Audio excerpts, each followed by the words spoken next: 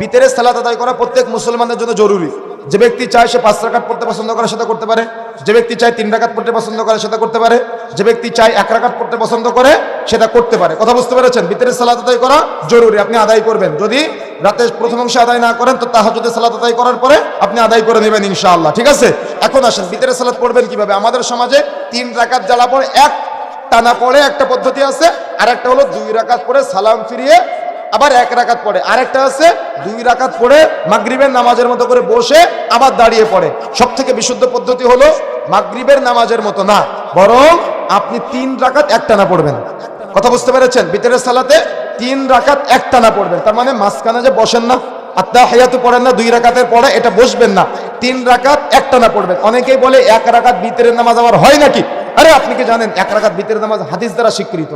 এখন এটা ডুবে যাওয়া সুন্নাত, যদি কেউ ডুবে যাওয়া সুন্নাত চালু করে তার কোনো 55 শহীদের মর্যাদা আছে। সুবহানাল্লাহ। কেন এটাকে মানুষ সুন্নাহ মনে করে না?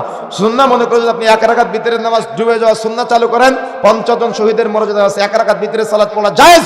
1 রাকাত ভিতরের সালাত পড়বেন কিভাবে?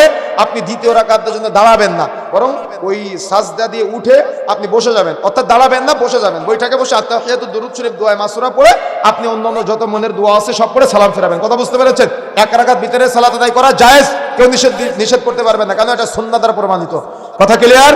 তাহলে ভিতরের সালাত যদি কারোর মন চায় 1 রাকাত পড়তে পছন্দ করে সেটা করতে পারে, 3 রাকাত পড়তে পছন্দ করে সেটা করতে পারে, 5 রাকাত পড়তে মন চাইলে করতে পারে। তবে অবশ্যই 3 রাকাত যারা পড়বেন 3 রাকাত একটানা পড়ার চেষ্টা করবেন, ঠিক আছে? আর কুনুতটা রুকুতে যাওয়ার আগেও করতে পারেন, রুকু থেকে উঠেও করতে পারেন ইনশাআল্লাহ। এবং দোয়ায়ে কুনুত পড়ার পরে আপনার মনের যত দোয়া ইচ্ছা আশা আকাঙ্ক্ষা আছে সব দোয়া কুনুতের পরে আপনি সালাতের মধ্যে করবেন। হাত তুলেও দোয়া কুনুত পড়তে পারেন, হাত ছেড়েও দোয়া কুনুত পড়তে পারেন। কথা বুঝতে পেরেছেন? ক্লিয়ার?